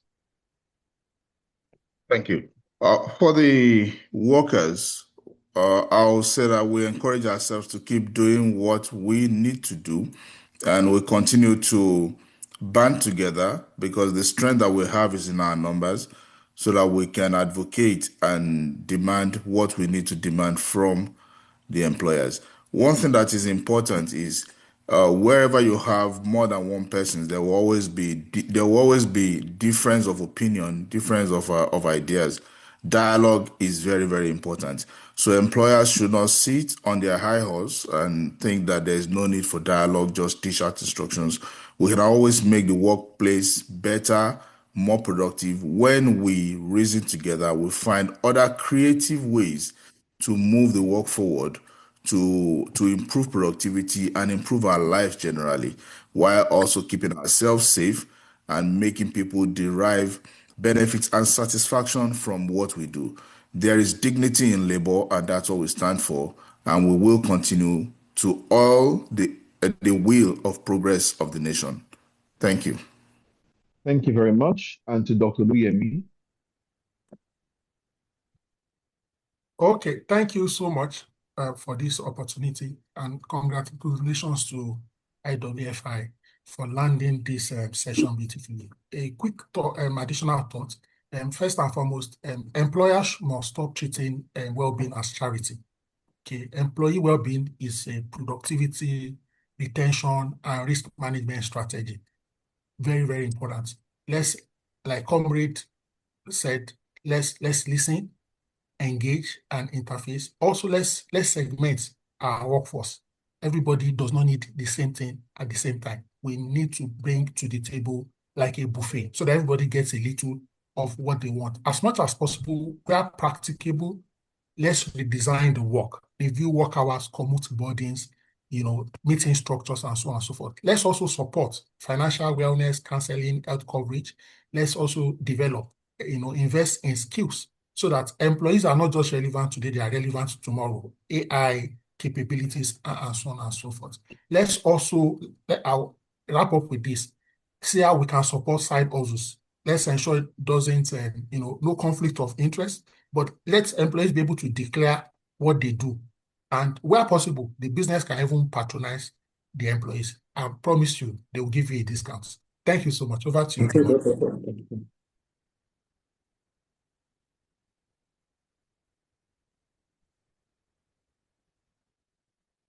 So can you hear me?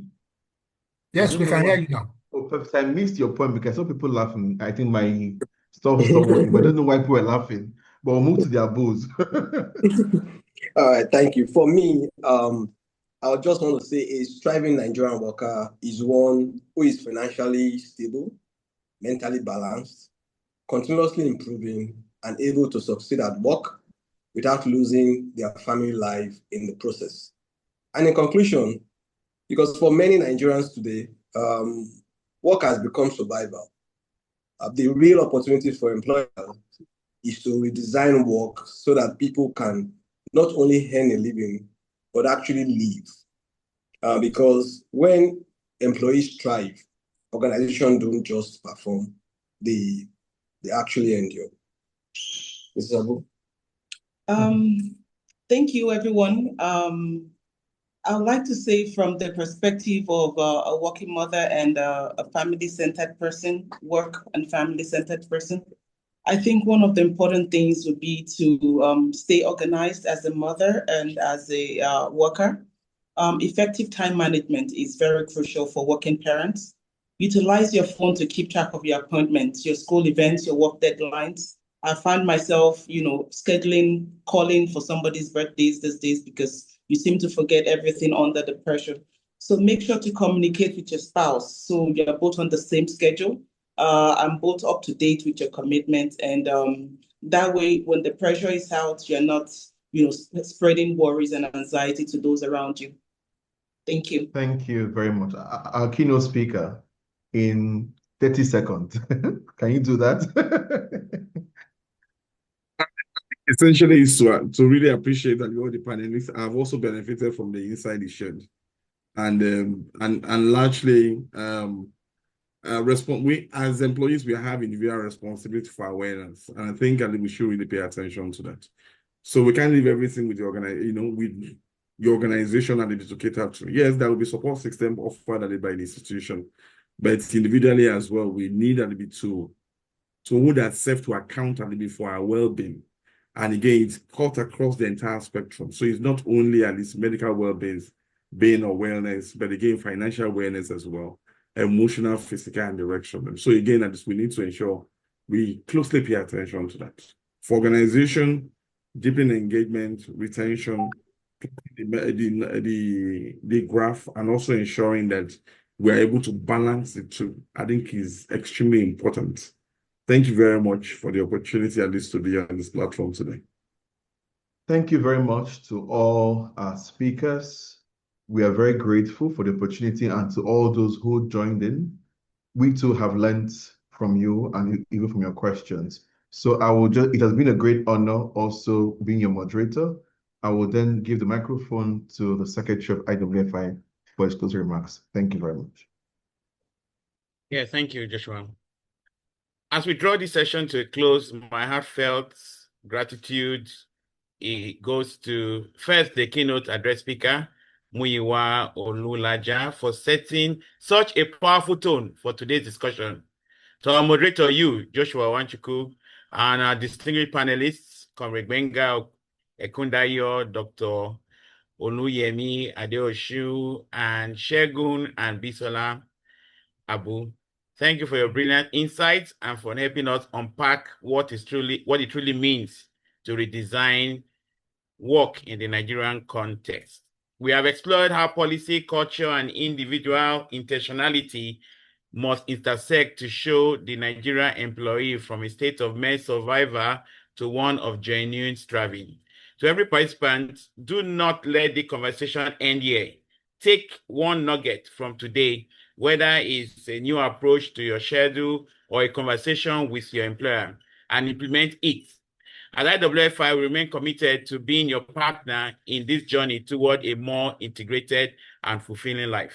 On behalf of the Institute for Work and Family Integration, I wish you all a restful and reflective Workers' Day. Thank you for your time, your engagement, and your commitment to excellence. As promised during my welcome remark, the recording of this program would be edited and distributed far and wide. So your message will continue to have ripple effects in different people that will listen to it. Good afternoon and God bless. Thank you.